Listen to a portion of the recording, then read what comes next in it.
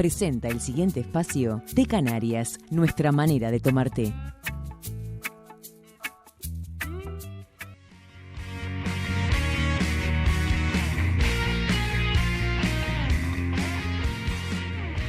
Insistir sobre el tema que vamos a tratar ahora corresponde además de por razones periodísticas, por razones coyunturales.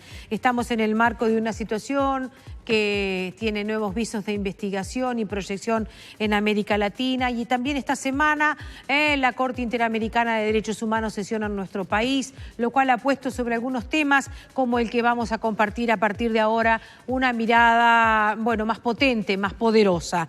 Analizamos la situación de la trata de personas en Uruguay y en la región en el marco de la audiencia temática sobre este tema que se realizara en el día de ayer con motivo de la 165 periodo de sesiones de esta Comisión Interamericana de Derechos Humanos. Aquí en nuestro piso agradecemos la presencia de nuestros invitados. Está con nosotros la integrante del Observatorio Latinoamericano sobre Trata y Tráfico de Personas, el Observatrata, Susana Rostañol, un gusto recibirla. Encantada, muchas gracias por la invitación. Al contrario, y con nosotros también está Diego Pailós, que es integrante de la Red Internacional contra la Explotación Sexual Comercial hacia niñas, niños y adolescentes, ECPAT Internacional. Bienvenido. Bueno, muy amable, muchas gracias por la invitación. Nada grato es hablar de esto, No. pero bien importante es hacerlo. Sí. O sea, vamos a ponerlo sobre la mesa de entrada, Totalmente. porque cuando uno de repente está en una dinámica cotidiana, en otro rollo, y dice, ¿y vamos a hablar de esto? Sí, vamos a hablar de esto. Y vamos a hablar de esto porque no solo es muy importante, sino porque hay muchos riesgos en los que nosotros podemos llegar a incidir a la hora de evitar o de prevenir. Son de esas tragedias humanas, ¿no? Que o no vemos o no queremos ver, entonces o bien nos imaginamos que solo existen en su versión más extrema, secuestro de personas, ese tipo de... Cuando a veces o en general se dan situaciones más cotidianas y cercanas, ¿no? Sí, es un fenómeno que está tremendamente invisibilizado. No sé, tal vez que no lo querramos ver, tal vez que no lo vemos. Ahí yo creo que los medios pueden dar una mano en visibilizarlo, pero es un fenómeno que, como recién tú decías, entra por muchos lados. La parte extrema es visible, pero las formas de trata son múltiples, ¿no? Generalmente uno asocia mucho trata a prostitución o explotación sexual, pero la explotación laboral es muy grande también. Y también hay trata con otras finalidades, ¿no? Sobre todo en relación a infancia, a la trata que es... Sí, como por ejemplo lo que pueden ser las adopciones irregulares, o a través de la venta de niños, o también lo que puede ser el matrimonio forzoso, a través de como lo que se llaman las modalidades de explotación por servidumbre. Están muy marcadas y muy presentes cuando analizamos la trata por tramos etarios, por así decirlo. Sí, también el conseguir gente, o sea, introducir personas en la trata para fines delictivos, para mendicidad, para tráfico de drogas, en fin, eso es un fin delictivo, pero digo, son múltiples las maneras y hay mucho dinero atrás. Yo creo que uno de los elementos es que la trata y tráfico de personas mueven mucho dinero, el crimen organizado está atrás, por eso también no es tan visible. Y yo creo que eso fue de las cosas que se expusieron ayer en la audiencia, de como las causas estructurales de la trata, porque a veces uno dice, bueno, vamos a hacer prevención. Pero la prevención es muy compleja, más allá de que se pueda poner sobre la mesa, de que se pueda alertar de qué cosas, en qué engaños no caer. El tema es que la trata existe porque hay corrupción, porque mueve mucho dinero, o sea, pero sobre todo la corrupción a distintos niveles, ¿no? A niveles económicos, a niveles políticos, a niveles del Poder Judicial. Estoy hablando a nivel de toda la región, ¿no? Digo, las migraciones, las oficinas de migraciones, ahí hay mucha corrupción que habilitan la trata y el tráfico de personas. O sea que hay algo muy potente que está como subyacente en nuestros sistemas políticos, digamos, que habilitan la existencia de estos fenómenos y que también hacen que sea un fenómeno muy impune, que eso es lo otro. Susana, podemos, no sé si definirla o ir manifestando sus aristas más definitorias, diciendo que es aquel negocio que tiene al ser humano como objeto de comercialización. Sí. Por ejemplo. Sí, se podría decir, sí. Porque cuando pusiste el caso de migraciones, si uno piensa en las corrientes migratorias, que por ejemplo de México hacia Estados Unidos, y como hay todo un negocio que significa literalmente trasegar seres humanos cuando logran trasegarlo y no terminan muertos en el camino, ¿no? Ahí es interesante poder marcar como alguna diferencia, que es entre el tráfico de personas, que es un delito, pero que es un delito contra las leyes migratorias, y lo que es la trata. La trata afecta a los derechos humanos fundamentales.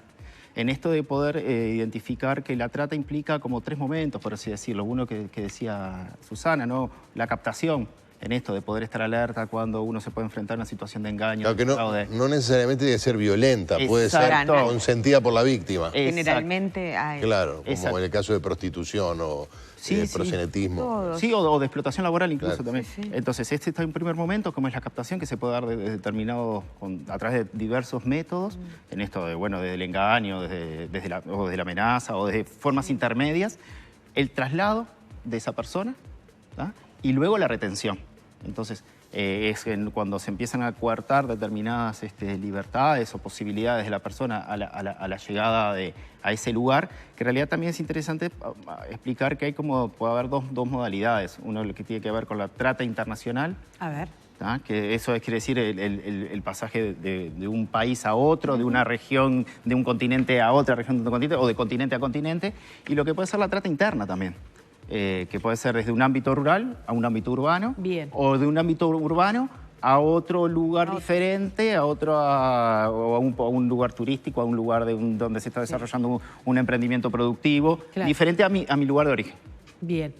Déjenme ir por partes, porque sin perjuicio de esta cosa puntual, nosotros estamos viviendo también algunos nuevos perfiles como sociedad o cambios que no tienen directamente que tener ninguna relación, pero pueden ayudarnos a la hora de ejemplificar. Está llegando gente de distintas nacionalidades a nuestro país. Estamos recibiendo gente de República Dominicana, estamos recibiendo gente de Venezuela, empezamos a sentir otros sones, a ser atendidos con otros acentos, a reconocer otras propuestas culturales y a veces, en algunas de estas situaciones, sin llegar a situaciones visiblemente aberrantes, ha habido trazos de trata. Ahí son los límites borrosos, ¿no? Que es bastante común cuando en procesos migratorios de lugares donde la población vive con mucha vulnerabilidad y que hacen cualquier cosa por poder llegar a otro lugar, y a veces las leyes migratorias son muy estrictas. Entonces a veces se cae en que, un fulano de tal o una empresa X, a cambio de tanto dinero, yo te hago todos los papeles, pasás sin problema. Donde la persona asiente totalmente. Ahora, en ese pasás sin problema, muchas veces es, y de entrada trabajás para mi tío que tiene algo, y termina en algo que tiene en parte su consentimiento, pero el abanico de posibilidades era muy estrecho. Y ahí yo creo que se define un poco en el grado de libertad que tenga esa persona, de movilidad. Si puede desembarazarse de eso, aunque quede en la vía, digamos, o si le retienen documentos, etcétera, que también se hace. Que también se hace. O sea, ustedes, claro, pero eso es más... claro, eso ya es claramente, claro, pero grave. Hay una zona... muy... Porque inclusive hay toda una especulación sobre lo que se debe, que como no es fácilmente tangible, no es tangible, comienza a ser medido por las distintas partes de una manera arbitraria. Claro. La deuda pasa a ser una deuda que no tiene límites. Exactamente. Y por lo tanto, para pagarla hay que tomar medidas extremas. ¿O hay que reclamar conductas extremas para ser pagadas? Sí. Es muy duro todo esto. Muy duro, sí. Y más duro aún si pensamos, eso nosotros lo hemos visto, nosotros y en los otros países de la región hay a nivel interno, donde muchas veces las redes están compuestas por familiares. No es inusual que sea... en los matrimonios forzosos es muy usual que ante una situación de pobreza, bueno, se manda a la chica, la dejamos acomodada. Claro. Y es una manera de trata, ¿no? Digamos, hay redes familiares y otras peores. ¿Lo hay en Uruguay? ¿Hay casos, por ejemplo? Sí, en Uruguay hay, sí. Sin ir más lejos, hace yo creo que 3 o 4 años se desbarató una red de explotación sexual comercial de adolescentes en Bonilla, departamento de Tacuarembó, y era una red familiar. Sí. La que lo había, digo, había otros integrantes también, claro. pero fue una red familiar, por lo cual fueron detenidos y procesados algunos miembros de la familia de las chicas. En el caso tuyo, Diego, tu trabajo con la red internacional contra la explotación sexual comercial de niños, de niñas y de adolescentes hace que lo focalices todavía en una nueva, en un nuevo nivel de ya no solo criminal, sino de drama, ¿no? Sí, en realidad hoy cuando María Inés decía que es doloroso, principalmente es muy doloroso para las víctimas. Bueno, sí, claro. En ese sentido, del trabajo que desarrollamos desde Gurises Unidos, que es quien es el grupo miembro afiliado a la red ECPAT, sí nos hemos encontrado con trayectorias de niños, niñas y adolescentes vinculados a explotación sexual, en donde hay situaciones de trata, en donde se encuentran totalmente sus derechos vulnerados, ¿no? Y en realidad ahí depende un poco de los contextos, pero lo común muchas veces es esto, quizás el ser mujer, el ser adolescente y el ser también venir de una situación de extrema pobreza. Es en esto, cuando la captación se da, también se da al momento de poder identificar estos factores de necesidad o de vulneración de derechos, en donde estas redes pueden captar y ofrecer algo para solucionar la emergencia que vive esa familia o ese adolescente. Entonces, no es nada casual. No son ingenuos estas redes de trata, hemos encontrado en argumentos o en algunos dichos que quieren darle como una ayuda, una mano, en realidad claro. Se están aprovechando de una situación de vulneración, entonces, y tienen intereses específicos, ¿no? No, por eso remarco lo que no es nada ingenuo el accionar de estas personas que empiezan a interactuar, y como tú bien decías, Gerardo, a veces creo que en realidad nos enfrentamos a las dos situaciones, ¿no? A redes sofisticadas que están vinculadas, que tienen que ver con el tráfico de drogas, de armas, y que también ahí también está el tema de trata de personas, pero también en el entorno cercano a los chiquilines también existen personas que integran o que son los primeros, la punta de iceberg de otro tipo de agrupación que genera las posibilidades de desarrollar este delito. Ayer compartíamos la noticia de un adulto, de un padre, 2 progenitores de una joven de 14 años que era abusada y se llevó ante la justicia el caso, y también una tercera persona que era el abusador, pero los padres fueron presos. O sea, la malla estaba como tendida, perfecta, en torno alrededor de una niña de 14 años. Terrible. Y aquellas personas que debían protegerla no solo no la protegían, sino que trabajaban con su abuso. Y bueno, y por supuesto siempre aparece un cliente, que también eso lo decimos siempre. No habría trata ni habría abuso, sino habría clientes para esos abusos. Pero déjenme ir a un tema más sencillo. Quiero llegar a Uruguay porque me dicen que en ese país me van a dar trabajo. No tengo dinero para llegar a Uruguay. Me prestan para el pasaje. Y allá me prometen que voy a vivir con algunos paisanos, entonces más o menos los voy a extrañar poco y voy a trabajar mucho, y con esa plata voy a poder mandar a mi casa para que mi gente esté mejor. Tengo como que todo sobre la mesa, solo tengo que dar el paso. No estoy hablando de una situación ficta, estoy hablando de una situación real. Totalmente. El tema es llegar a Uruguay. ¿De qué países se han detectado situaciones como estas y qué está debiendo esa gente hoy? Lo que está debiendo no te lo podría decir. Se han detectado casos de trata con dominicanas. Dominicanos. Bien. Hechos por otros dominicanos. Aparentemente que sí. Digamos, cuando nosotros tratamos de trabajar sobre el fenómeno, pero no estamos en la investigación específica de quién trae, pero sí, están entre ellos. ¿Y qué le deben? El pasaje. pasaje. ¿Y cuánto se paga? ¿Cuánto tiempo se paga ese pasaje? Puede ser eterno. Eterno, sí. Depende de la también muchas veces hay, como decía Susana, ¿no? Esto implica distintas etapas. Entonces, o como tú decías, a veces la deuda inicia por un monto y luego, en realidad, lo material empieza a construirse de una manera que quizás la deuda ya trascienda los intereses o un cálculo a través de intereses anuales, sino que en realidad... Lo que ocurre es que eso es parte del negocio. Exacto. Obvio. El engaño es parte de la rentabilidad, digamos. O el sentir que tú estás en deuda con el otro. Claro. O sea, entonces o temerle. O temerle. Claro, acá es horrible esto, porque estamos hablando de trata de personas. No es un negocio de intermediación. Es decir, yo te traigo, te pongo a trabajar en un lado y tú después me devolvés con un interés lo que yo te presté. El negocio es después seguir en... Es la persona. Claro. El producto es la persona. Claro.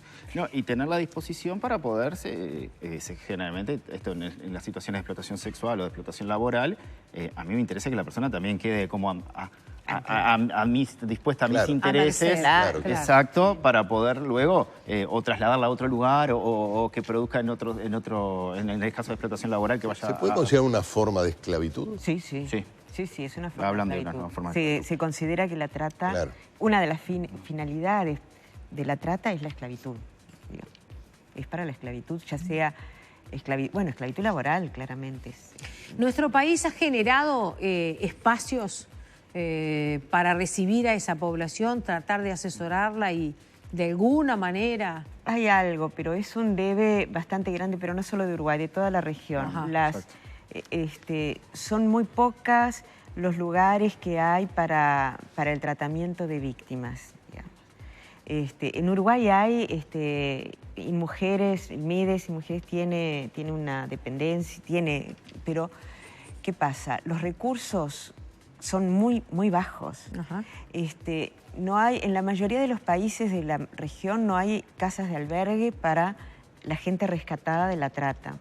Y cuando las hay, a veces no están discriminadas por edad, ¿no? Entonces da lo mismo de pronto un niño rescatado que un adulto. O sea, o trata por fines de esclavitud laboral o por explotación sexual o para mandarlos a la mendicidad o para el delito. Entonces, es necesario ahí en el trabajo con las personas rescatadas de la trata, es necesario incentivar mucho. Los estados, en general en todos los estados, no están asignando los recursos necesarios. Ni los recursos, ni la capacitación, ni la cantidad de gente capacitada con equipos interdisciplinarios sólidos que puedan realmente trabajar para una reinserción social de esa persona o para poder enviarla a su país de origen o a veces para recibir mujeres, digo, porque la mayor parte de la trata es con mujeres que son rescatadas de otros países y que vuelven a Uruguay, ¿no? Digo que eso está... la gente que está trabajando en eso lo hace a pulmón y medio. Bien. Pero no están todos los recursos puestos. Sí, ayer cuando se desarrolló la audiencia temática, esto es uno de los puntos que se pudo plantear. En realidad, si bien en Uruguay existen servicios que desarrolla el Estado en convenio con organizaciones de la sociedad civil, con unas organizaciones colegas, sí lo que entendemos es que, y hay algunos servicios oficiales principalmente vinculados hay un proyecto de atención a niños, niñas y adolescentes víctimas de trata, pero no son, solo cuentan con el primer acercamiento, la primera contención. Luego es difícil generar medidas de atención diferencial. Esto quiere decir que muchas veces se le ofrecen el ingreso a programas generales para población vulnerable. Claro. Entonces luego, y que cuesta abordar, o cuando se puede desarrollar, se logran como procesos exitosos, pero es necesario abordar todo lo que se genera con el tramo específico que genera esta situación de trata. Y además el hecho de que estamos como que nada nos viene bien, porque ponerlos en lugares con otra población vulnerable no es lo ideal, pero solos tampoco, porque si no, con el dedo todo el mundo, la casa donde van. Entonces es necesario acompasar, articular cosas específicas y cosas más generales para no revictimizarlos, ¿no? Que eso es algo en lo que se cae. Y además son el volverlos, el quitarles ese camino andado, todos esos traumas que tienen es muy largo, lleva tiempo, no se hace en un año o dos, y depende de cada persona. Es complejo. Bien. Y además el hecho de que esa persona, aún en situación de ser tratada, también, no sé, Diego, su experiencia que le dice, pero salvo casos muy excepcionales, de alguna manera también fueron agentes de esa situación. Claro. Y hay quienes además luego se convierten en victimarios y llevan más gente. Y es un poco por una cuestión de entrar en una lógica y no poder salir. ¿No? Entonces, quizás hasta en un terrible momento puede llegar a ser un sentimiento de pertenencia. Totalmente. Sí, ¿por qué no? O poder desarrollar, o poder sobrevivir de la manera que conozco.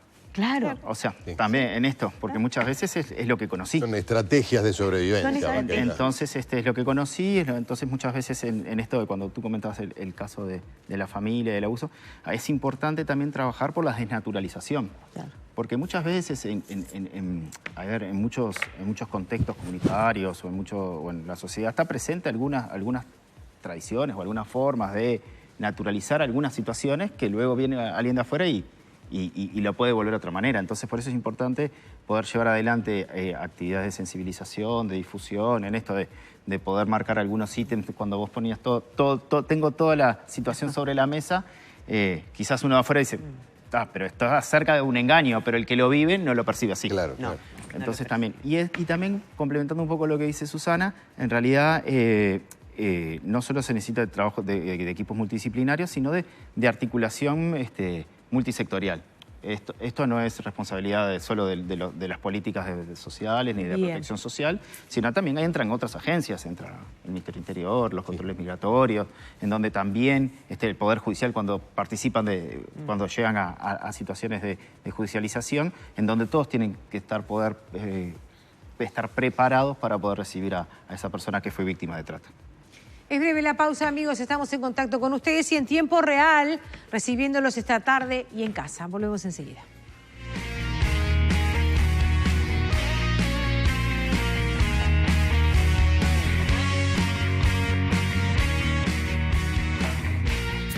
Presentó Té Canarias, nuestra manera de tomar té.